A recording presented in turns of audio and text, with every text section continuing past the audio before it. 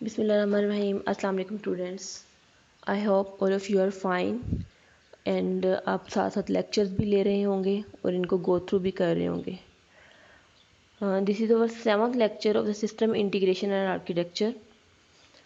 इसमें हम जो चीज़ डिस्कस करेंगे वो ऑर्गेनाइजेशनल कॉन्टेक्स्ट है कि ऑर्गेनाइजेशन जो का आइडिया होता है, ऑर्गेनाइजेशंस का सारा कॉन्टेक्स्ट है, ये क्या चीज़ है, इनका डिफरेंट हमारी जो सिस्टम प्रोजेक्ट्स डेवलपमेंट करते हैं उसके अकॉर्डिंग हम ऑर्गेनाइजेशन किस तरह एक डेवलप होती है, क्या उनके व्यूज़ होते हैं, उस तरह किस उसमें क्या वर्क होता है और क्यों हमें ये चीज़ें ज़रूरत पड़ती हैं। इससे पहले हमने डिस्कस किया था डिफरेंट टेस्टिंग सिस्टम्स, रिक्वायरमेंट्स का पढ़ा था, function requirement, non function requirement, different हमने केसेस के बारे में, जैसे हमने यूज़ केस, इस तरह की चीज़ें डिस्कस की थी। और लास्ट जो हमारा लेक्चर था उसमें हमने black box testing, white box testing, इसके बारे में पढ़ा था। वैसे तो उसकी हमने एज एग्जांपल्स भी करनी है, लेकिन मैंने वो कुछ टॉपिक्स इसलिए बाद में थोड़े शिफ्ट किए हैं। मैं चाह रही हूँ कि जब हमारी यूनिवर्सिटी ओपन हो तो हम क्लासेस में उस चीज़ की प्रैक्टिस करें, ताकि जितनी हमारा थ्योरेटिकल वर्क है वो इन वीडियोस के थ्रू कवर हो जाए। तो जितना भी हमने रिटन या प्रैक्टिकल वर्क करना है या एग्जाम्पल जो चीज़ें इम्प्लीमेंटेशन वगैरह करनी है कुछ वर्क, तो वो हम क्लासेस में करें जैसे ही हमारी क्लासेस ईद के बाद ओपन होती हैं। आई होप सो कि ईद के बाद हमारी क्लासेस ओपन हों और लाइव क्लासेस लें, तो उसमें हम जो चीज़ें हमने पढ़ी हैं इनको हम इम्प्लीमेंट करेंगे, तो आपको पता चलेगा कि किस तरह ये इम्प्लीमेंटेशन में किस तरह ये इम्प्लीमेंट होती हैं और किस तरह इनका हमें बेनिफिट्स हैं। जिस तरह हमने रिक्वायरमेंट्स वगैरह के बारे में पढ़ा था, किस तरह गैदर करते हैं, इस तरह हम कोई एक प्रोजेक्ट लेंगे और उस पर पूरी वर्किंग करेंगे। किस तरह हम उसकी इंटीग्रेशन करते हैं, उसकी प्री रेक्विजिट चीज़ों को हम गैदर करते हैं, ठीक है, और किस तरह उसको इम्प्लीमेंटेशन से पहले सारे जो वर्क हैं उसके स्टेप्स हैं उनको कंप्लीट करते हैं। तो उन सब चीज़ों से जो एक चीज़ सबसे ज़्यादा इम्पोर्टेंट जुड़ी है वो ऑर्गेनाइजेशनल कॉन्टेक्स्ट है। हम जो सिस्टम सॉफ्टवेयर बनाते हैं, उसकी इंटीग्रेशन वगैरह करते हैं, सारा कुछ उसकी आर्किटेक्चर वगैरह बनाते हैं, वो किस लिए बनाते हैं? डिफरेंट ऑर्गेनाइजेशन की वजह से, डिफरेंट ऑर्गेनाइजेशन की पॉइंट ऑफ व्यू के लिहाज से, उनकी रिक्वायरमेंट्स के लिहाज से। तो उन चीज़ों को देखते हुए हम आज थोड़ा ऑर्गेनाइजेशन के बारे में डिस्कस करेंगे कि एक्चुअली इनके क्या कॉन्टेक्स्ट हैं, इनके क्या आइडियाज़ हैं, इनके क्या व्यू ऑफ थॉट्स हैं, व्यू पॉइंट्स हैं इनके, उन चीज़ों को हमने डिस्कस करना है। क्लियर? तो सबसे पहले हम चलते हैं बैकग्राउंड। ये बैकग्राउंड क्या है हमारी प्रॉब्लम का। द क्लासिकल, उसमें बैकग्राउंड में वो कह रहे हैं कि the classical management era of an organizational study was dominated by a view of organization as a machine. अब उसमें वो कह रहे हैं कि ऑर्गेनाइजेशन को एज अ मशीन देखा जा रहा है, कि एक मशीन है जिसमें रिक्वायरमेंट्स के अकॉर्डिंग वो हमें आउटपुट देती है। तो ऑर्गेनाइजेशन भी कुछ इस टाइप की वर्क इस तरह काम कर रही है, इन द सेंस के ऑर्गेनाइजेशन के गोल्स हैं दो ही, या तो कि वांटेड एफिशिएंसी, जितनी उन्होंने एफिशिएंसी चाह रहे होते हैं वहाँ तक पहुँचे। प्रोडक्टिविटी, यस, ये भी उनका गोल होता है कि जितना भी हमारा काम हो वो प्रोडक्टिव हो, जो भी चीज़ हम कर रहे हैं वो प्रोडक्टिव हो, ठीक है, हम, और कंट्रोल, उनकी हर चीज़ पे कंट्रोल हो, ठीक है। इन्हीं रिक्वायरमेंट्स को लेके, वही पॉइंट ऑफ व्यू को लेकर वो क्या करते हैं, सिस्टम को ऑर्गेनाइज करते हैं। सिस्टम बनाने के लिए हमें रिक्वायरमेंट्स हमें मिलती हैं। या एक और होता है वन राइट वे, कि एक ही जो हमारा राइट वे है उस पर हमने चलना है, उससे उसमें सारी चीज़ें कवर हो जाती हैं। जो राइट वे है उसमें एफिशिएंसी भी आ जाती है, उसमें प्रोडक्टिविटी भी आ जाती है, उसमें कंट्रोल्स भी आ जाते हैं। क्लियर? इसके बाद कह रहे हैं system approach look at the whole organism. जो सिस्टम की अप्रोच है वो सारे ऑर्गेनिज्म पे को देखती है। एक जब हम सिस्टम बनाते हैं ना, वो हमने सिर्फ एक सीईओ के लिए नहीं बना देना होता, या हमने किसी एक मैनेजर के लिए नहीं बना देना होता। वो सिस्टम जो है वो पूरी ऑर्गेनाइजेशन को कवर कर रहा होता है, कि अगर ये स्पेसिफिक बंदा मैनेजर है ना, इसके बाद अगर 10 और मैनेजर हैं तो वो सबके लिए बैलेंस हो, वो सबके लिए एक जैसा ही वर्क करे। ये नहीं है कि हम वो ऐसा सिस्टम बनाए कि वो सिर्फ यही मैनेजर यूज़ करता हो। एक नया मैनेजर, वो आज छुट्टी कर गया तो कल को नया मैनेजर है तो नया सिस्टम बनवा रहे हो, दूसरा वो चला गया तो तीसरा सिस्टम बना रही हो, इस तरह वर्क नहीं होता। ठीक है, इस वजह से वो कह रहे हैं कि ये जो हमारी सबसे पहले यहीं से ऑर्गेनाइजेशन का कॉन्टेक्स्ट शुरू होता है कि इनका क्या गोल है, describe and explain how organization work, कि हमने एक सिस्टम में ये सारी चीज़ें डिस्क्राइब कर देनी है कि ये ऑर्गेनाइजेशन किस तरह वर्क कर रही है। अब ये नहीं है कि अगर हमने कोई एक सिस्टम बनाना है तो वो मेडिसिन कंपनी के लिए बनाया है, लेट्स सपोज एक ऐसी ऑर्गेनाइजेशन, तो वही सिस्टम हमारा एजुकेशनल ऑर्गेनाइजेशन पे भी चल जाएगा, वही सिस्टम आप किसी यूनिवर्सिटी के लिए भी चला रहे हैं, नो, बिल्कुल नहीं। हर सिस्टम की अपनी कुछ स्पेसिफिकेशन रिक्वायरमेंट्स होती हैं, तो वो क्या कह रहे हैं कि हर ऑर्गेनाइजेशन के अकॉर्डिंग होती है, तो वो जो सिस्टम है वो उस ऑर्गेनाइजेशन को कंप्लीटली डिस्क्राइब कर रहा होता है, एक्सप्लेन कर रहा होता है। ठीक है, तो इसमें वो कह रहे हैं कि multiple ways to accomplish various goals, कि बहुत सारी डिफरेंट मेथड्स के थ्रू उनके गोल्स को कंप्लीट करना, डिफरेंट मेथड्स के थ्रू वो अपने गोल्स को क्या करते हैं, कंप्लीट करते हैं। तो क्या इसमें ये सारी सिस्टम की नेचर पे डिपेंड करता है। डेफिनेशन क्या है, the organization shall determine external and internal issues that are relevant to its purpose and that affect its ability to achieve the intended outcomes of its asset management system.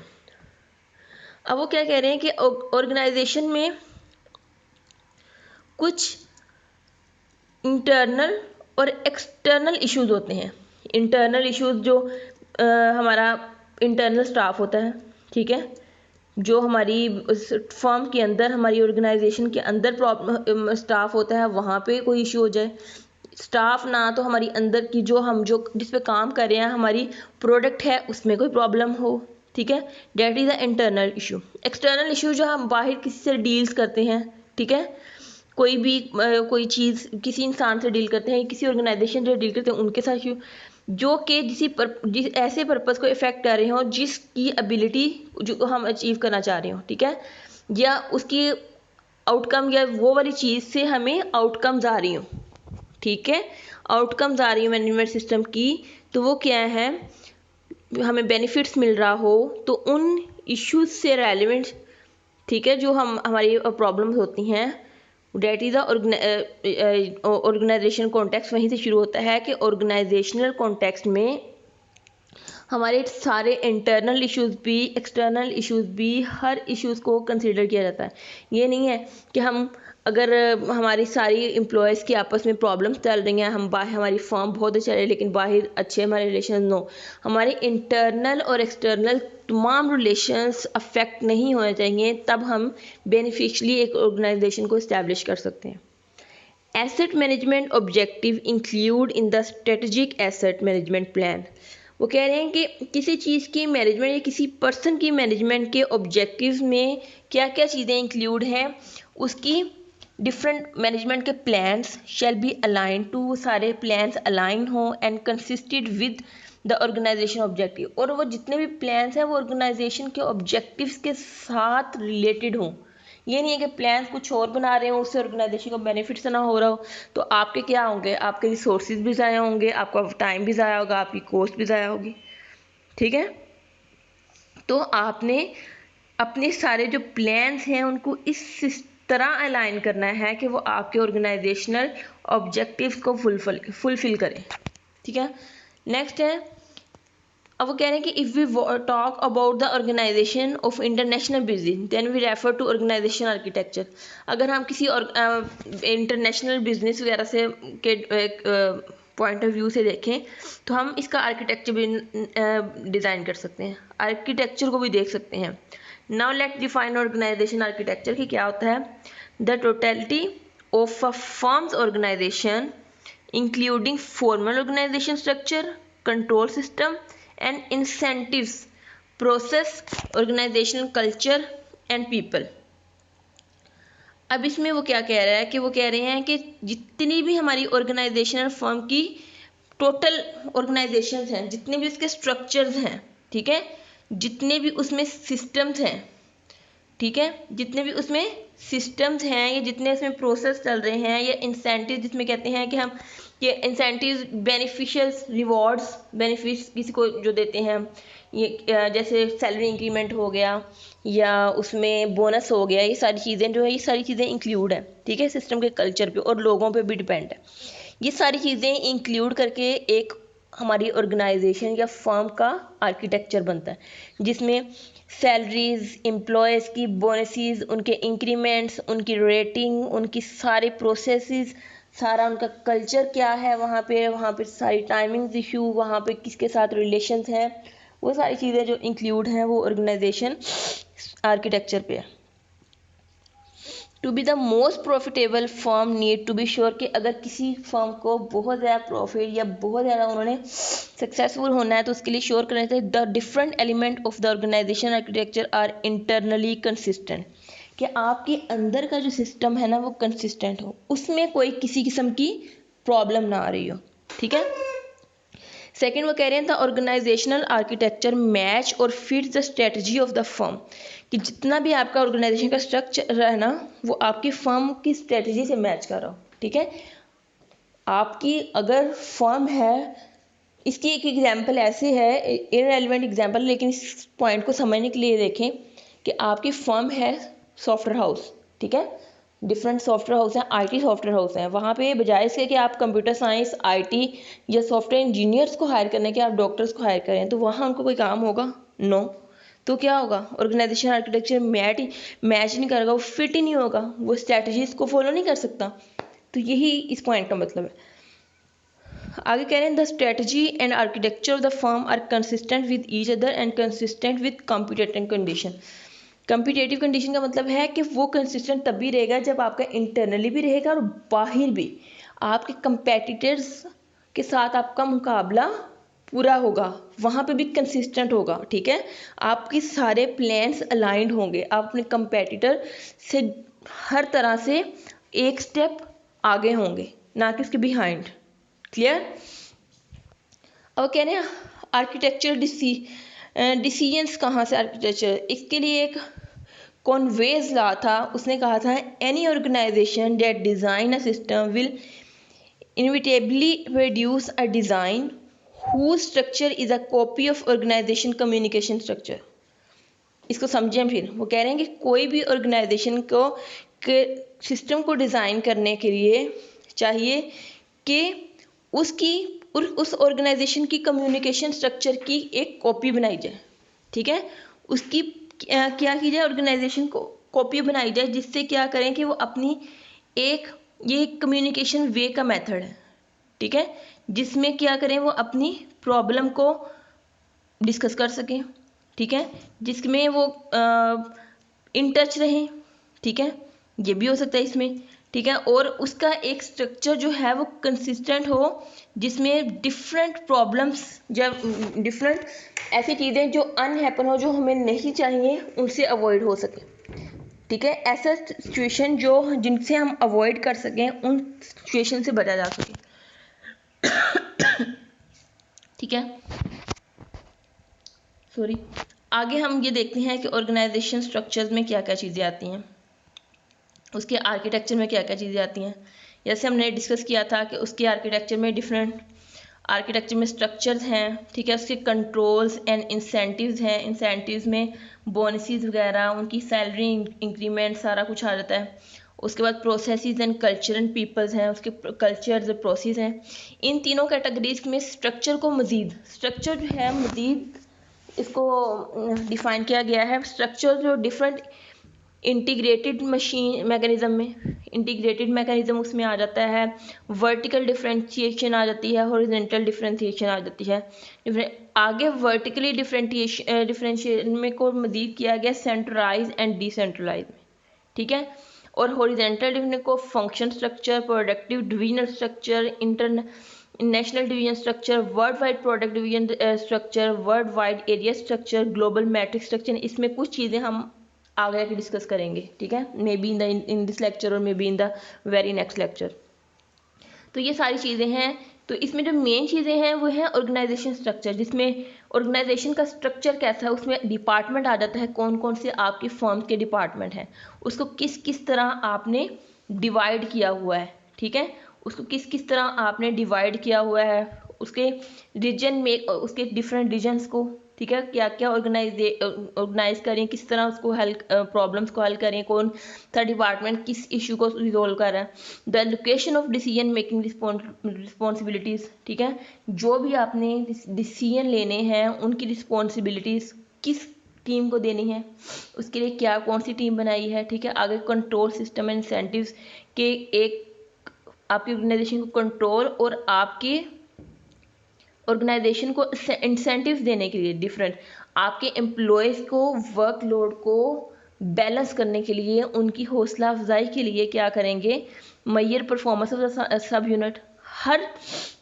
Performance, हर unit sub unit की different sub units बने होंगे, हर सब unit की performance देखेंगे कि कौन सा सब यूनिट इस वक्त लीड पे काम कर रहा है, कहाँ प्रॉब्लम्स हैं, ठीक है, उनको फिर डिफरेंट बोनसेस और इंक्रीमेंट्स दे के आप ज़्यादा इन्हेंस कर सकते हैं उनकी एबिलिटीज़ को, ठीक है। Judgments about how well managers are running two sub units, ये देखें कि उनके जो मैनेजर्स हैं उन सब यूनिट्स के, वो किस तरह उस सब यूनिट को रन कर रहे हैं। ऑब्वियसली ये डिफरेंट, लेट्स सपोज सब यूनिट्स बनाए हुए हैं, उन सब यूनिट्स के एक हेड के नीचे मैनेजर होता है, ठीक है, मैनेजर से नीचे दूसरे एम्प्लॉयज़ होते हैं, तो अगर हेड्स और मैनेजर्स अच्छे से काम कर सकेंगे तो नीचे से होगा ना, तो वो उन्होंने ये देखना होता है कि मैनेजर किस तरह अपनी टीम को रन आउट कर रहा है, ठीक है, किस तरह, इसलिए तो एक टीम लीड बनाते हैं, बिकॉज उसने अपनी टीम को एक लेके चलना होता है ताकि हर कोई इसको फॉलो करे। अगर हम टीम लीड ना बनाए तो आपस में क्लैशेस हो जाएं, व्यूज़ के क्लैशेस हो जाएं, आप ऑर्गेनाइज नहीं कर सकते अपने काम को, किसी चीज़ को प्लान नहीं कर सकते। टीम लीड का मतलब ये होता है कि वो अपनी टीम को लीड करता होता है, उसने बस आपको क्या करना होता है, वे बताना होता है कि हम इस वे पे, उसको सबने फॉलो करना होता है, ठीक है, सबकी पर्सनल राय के मुताबिक, ठीक है। आगे वो कह रहे हैं incentives are the devices use to reward appropriate managerial behaviour, कि उन ऐसी इंसेंटिव्स जो हैं वो डिवाइसेस भी हो सकती हैं, ऐसी डिवाइसेस जो उनको रिवॉर्ड कर सकें, जो उनको बेनिफिट्स दे सकें, उनको बेनिफिशियली हल कर सकें, वो भी हो सकती हैं। आगे है processes, organization, culture and people. अब उसमें वो कह रहे हैं कि processes are the manner in which decisions are made and work perform, कि किस तरह आपके डिसीजंस बन रहे हैं और किस तरह आपका जो काम है वो परफॉर्म कर रहे हैं आप।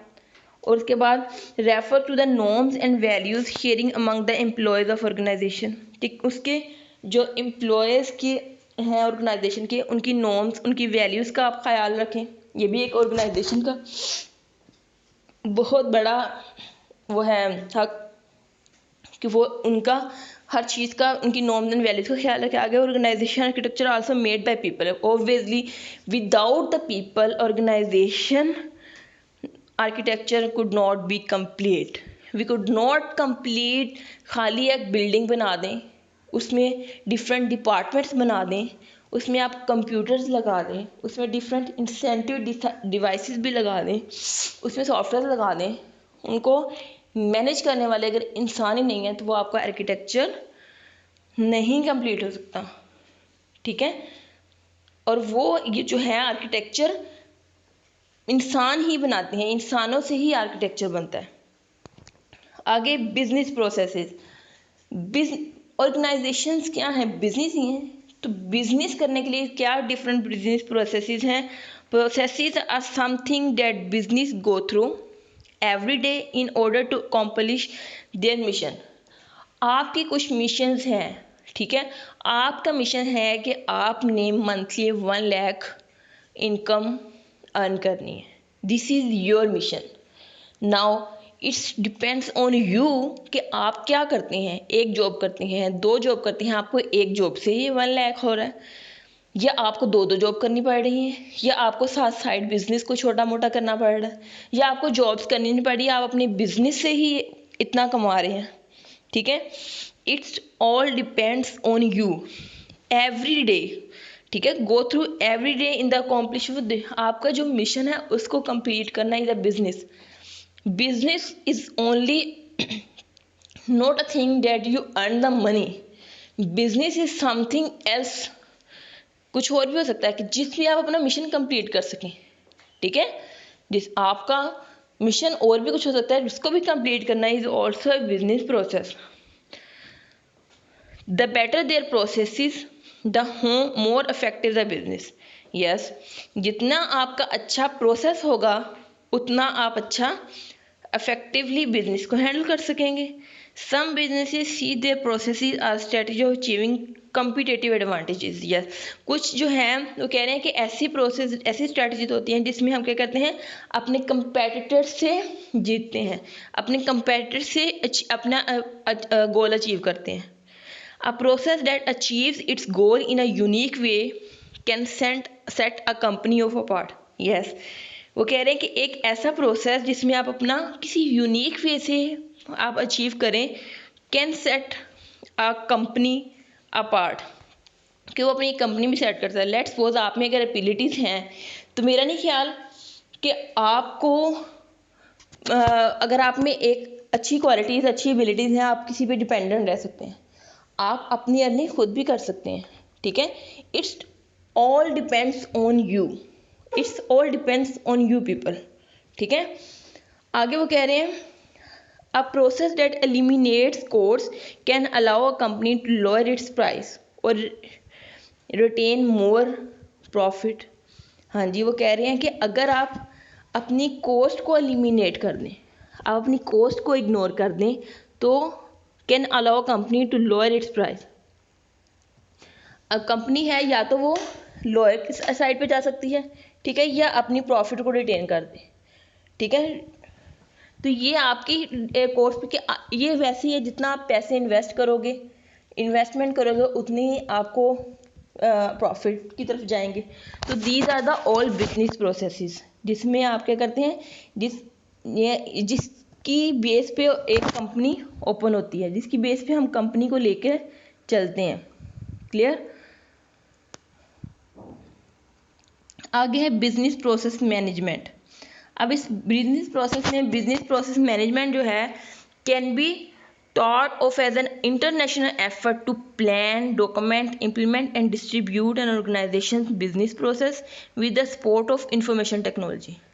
कि वो कह रहे हैं कि किसी इंटरनेशनल एफर्ट के साथ आप डिफरेंट प्लान्स करें, डॉक्यूमेंटेशन करें और उसको इम्प्लीमेंट करें डिफरेंट ऑर्गेनाइजेशंस बिजनेस के साथ, तो उसको जो इंफॉर्मेशन आईटी डिपार्टमेंट है इसको सपोर्ट कर रहे हैं, that is a information process management, ठीक है। Different software different IT management के थ्रू वो बिजनेस हैंडल हो रहा होता है, उसको इम्प्लीमेंट कर रहे थे, उसको सपोर्ट कर रहे होते हैं, that is a business process management.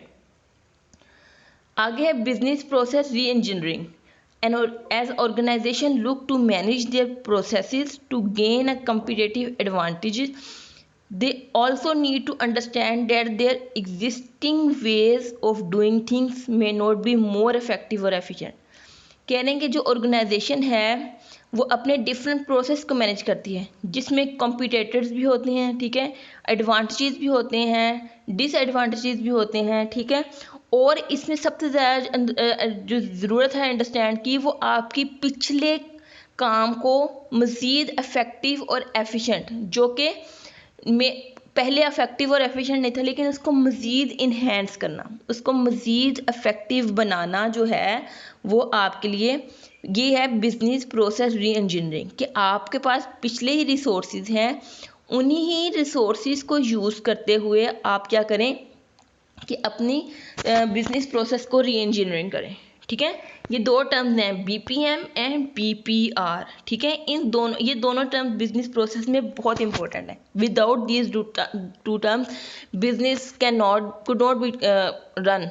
अगर आप हर दफ़ा न्यू रिसोर्सेज यूज़ करेंगे तो वो आपको बहुत ज़्यादा प्रॉब्लम करेगा। आप अपने पिछले ही रिसोर्सेज को, वो चाहे रिसोर्सेज आपके एम्प्लॉयज़ हैं, चाहे रिसोर्सेज आपके सॉफ्टवेयर हैं, चाहे रिसोर्सेज आपकी डिफरेंट चीज़ें हैं, प्रोडक्ट्स हैं, आप उन्हीं रिसोर्सेज को यूज़ करते हो, उसमें अमेंडमेंट करवा के, उनमें चेंजिंग्स करवा के डिफरेंट आप जब काम करते हैं, उन्हीं को री इंजीनियरिंग करते हैं, तो वो क्या करते हैं, बहुत सारी, एक तो आप बेनिफिशियल हो जाते हैं, लो कॉस्ट में कंप्लीट हो जाता है काम, ठीक है। और आपको एक्सपीरियंस हो जाता है कि पहले इसमें क्या प्रॉब्लम्स थी, वो नेक्स्ट में नहीं है। लेट्स सपोज एक ऑर्गेनाइजेशन एक सिस्टम बनवाती है, जब आप न्यू एक दोबारा से सिस्टम बनाएंगे, आप उसी सिस्टम में चेंजिंग करवा देंगे, आपको पता होगा कि इसमें क्या प्रॉब्लम थी, ये किस तरह वर्क कर रहा था, अगर कोई प्रॉब्लम नहीं है तो इसमें हमने मज़ीद क्या फैक्टर्स डलवाने हैं। लेकिन अगर आप न्यू सिरे से एक नया सिस्टम बनाएंगे, अपने पुराने रिसोर्सेज को यूज़ नहीं करेंगे, तो क्या होगा, आपको दोबारा उतनी ही कॉस्ट, उतना ही टाइम, उतने ही आपको रिसोर्सेज लगाने पड़ेंगे। ठीक है, सारी चीज़ें आपको दोबारा से इनिशियली ज़ीरो स्टेप से करनी पड़ेंगी। That is difficult for the organization. ठीक है, बनाने वाले को तो वो तो बना देंगे शुरू से ही, लेकिन जब आप न्यू से करेंगे तो आपके लिए बहुत प्रॉब्लम करेगी, आपकी कॉस्ट को भी अफेक्ट करेगी, आपके टाइम को भी अफेक्ट करेगी, एंड मे बी जब वो न्यू चीज़ आए तो उसमें भी फैक्टर्स कंप्लीट हो पाते हैं। तो इस वजह से आप पुराने ही अपने रिसोर्सेज को यूज़ करके न्यू उनको री इंजीनियरिंग कर सकते हैं। ठीक है, आप उन्हीं को लेकर आगे चल सकते हैं, उन्हीं को हेल्प आउट कर सकते हैं। ठीक है, अब ये देखें BPM and BPR, business process management और बिजनेस प्रोसेस री इंजीनियरिंग में क्या क्या जो इम्पोर्टेंट फैक्टर्स हैं, जो कौन कौन सी चीज़ें इंक्लूड हैं, वो डिस्कस कर लेते हैं कि उसमें कौन कौन सी चीज़ें इंक्लूड थी इन दोनों में। ठीक है, BPM में है ऑर्गेनाइजेशनल स्ट्रक्चर। ऑर्गेनाइजेशन का स्ट्रक्चर जो है बिजनेस प्रोसेस मैनेजमेंट में इंक्लूड है कि इसका स्ट्रक्चर किस तरह का होगा, कंट्रोल मैकेनिज्म के किस तरह कंट्रोल है, कौन कौन से हेड्स हैं, कौन कौन से मैनेजर्स हैं, कौन कौन सा किस सब यूनिट को हैंडल कर रहा है, वर्क फ्लो, किस तरह आपका फ्लो है, किस तरह आप वर्क को करते हैं। ठीक है, आपका जो वर्क फ्लो है वो भी कंसिस्टेंट होना चाहिए, और ये वर्क फ्लो सबसे ज़्यादा डिपेंडेंट करता है आपके एम्प्लॉयज़ पे, आपके ऑर्गेनाइजेशन स्ट्रक्चर पे, किस तरह का स्ट्रक्चर बना है, किस तरह का ऑर्गेनाइजेशन है आपकी, किस तरह के आपका आर्किटेक्चर बना है, उस आर्किटेक्चर पे डिपेंड करता है आपका। ठीक है, तो बिजनेस प्रोसेस मैनेजमेंट में ये चीज़ें आती हैं कि किस तरह आपकी बिजनेस प्रोजेक्ट जो है प्रोसेस मैनेजमेंट इन चीज़ों को हैंडल करती है, किस तरह वो इन चीज़ों को मैनेज करती है। तो अगर जितने अच्छा आर्किटेक्चर होगा, जितने अच्छे एम्प्लॉयज़ होंगे, आपका वर्क फ्लो भी स्मूथली और कंसिस्टेंट काम करेगा। जॉब डिज़ाइन, यस, आपकी जॉब को डिज़ाइन किस तरह किया गया, जिसको किस बंदे को किस चीज़ के लिए हायर किया है वो उसका वर्क है, किस बंदे को किस, हर एक प्रॉब्लम या हर एक ऑब्जेक्टिव के लिए डिफरेंट लोग हों। अब ये नहीं है कि एक ही बंदा, ये तो अल्लाह ताला ने हर इंसान में एक क्वालिटी होती है, ठीक है, जिसमें वो बेस्ट होता है। तो आप जब उस क्वालिटी के बेस्ट पर्सन को हायर करेंगे ना, तो वो करेगा। ये नहीं है कि एक बंदा हायर किया है, वो मैनेजर भी है, वो क्यूए भी कर रहा है, वो इम्प्लीमेंटेशन भी कर रहा है, वही टेस्टिंग कर रहा है। ठीक है, सिस्टम कोडिंग भी वही कर रहा है, तो वो उस चीज़ में इतना अच्छा नहीं, हर चीज़ में अच्छा नहीं हो पाएगा। मे बी वो कोडिंग में अच्छा हो, एक सिस्टम बना दे, लेकिन टेस्टिंग में अच्छा ना हो। अगर वो क्या पता वो टेस्टिंग में अच्छा ना हो, वो क्यूए में अच्छा ना हो, ठीक है, सॉफ्टवेयर क्वालिटी ना हो उसकी इतनी अच्छी हो, एफिशिएंसी ना हो, तो हर चीज़ के लिए बंदे हायर होते हैं। ठीक है, जैसे डिफरेंट सॉफ्टवेयर होते हैं, उसमें HR में कुछ लोग होते हैं, कुछ एंड्रॉयड डेवलपमेंट होते हैं, कुछ वेब डेवलपमेंट की टीम बनाई होती है, कुछ उन्होंने डिज़ाइनिंग की टीम बनाई होती है। ठीक है, तो कुछ ऐप स्टोर ऑप्टिमाइजेशन की AES की बनाई होती है। ठीक है, सर्च इंजन की बनाई होती है, QA की बनाई होती है, डिफरेंट टीम्स बनानी होती हैं। तो ये जॉब की डिज़ाइन पे भी डिपेंड करता है। आगे है BPR, जिसमें BPR में कौन कौन से हैं, क्वालिटी। ठीक है, बिजनेस प्रोसेस री इंजीनियरिंग में क्वालिटी बहुत डिपेंड करती है कि क्वालिटी क्या चीज़ है, किस तरह क्वालिटी आपके प्रोडक्ट की है, क्वालिटी पे आप उसको री इंजीनियरिंग कर सकते हैं कि नहीं। सर्विस किस तरह ये दे रही है। ठीक है, स्पीड आपके सिस्टम की या आपके बिजनेस प्रोसेस जिसको आप री इंजीनियरिंग करना चाहते हैं, जिन रिसोर्सेज को, उसकी स्पीड क्या है। इनोवेशंस, ठीक है, कि न्यू चीज़ें इनोवेट कैसे कर सकती हैं आप, न्यू थिंग्स। ठीक है, आपके बिजनेस में कोई नई चीज़ या यूनिक चीज़ होनी चाहिए जो दूसरों से अलग हो, जो आपको मार्केट में कंपटीटर से आगे जाने में एक स्टेप या 2 स्टेप आगे जाने में, जितने भी आपको आगे जाने में हेल्प आउट कर सकें। तो ये जो सारी चीज़ें हैं, ये बिजनेस प्रोसेस री इंजीनियरिंग में आती हैं। तो ये जो दोनों फैक्टर्स हैं किसी भी बिजनेस ऑर्गेनाइजेशन के लिए बहुत इंपॉर्टेंट है। ठीक है, इनको जो इनको देखना पड़ेगा, इनको देखना होता है, विदाउट इन दोनों के बिजनेस जो है वो फ्लॉप है। ठीक है, अगर आपकी मैनेजमेंट अच्छी नहीं है, आपकी री इंजीनियरिंग आपके बिजनेस में नहीं है, तो आप क्या नहीं कर सकते आगे इसको, आप इसको गो थ्रू नहीं कर सकते, आप अपने बिजनेस को रन आउट नहीं कर सकते। क्लियर? आज का हमारा लेक्चर इतना ही था। हम इसी लेक्चर को नेक्स्ट अपने लेक्चर में कंटिन्यू करेंगे। ओके, अल्लाह हाफिज़।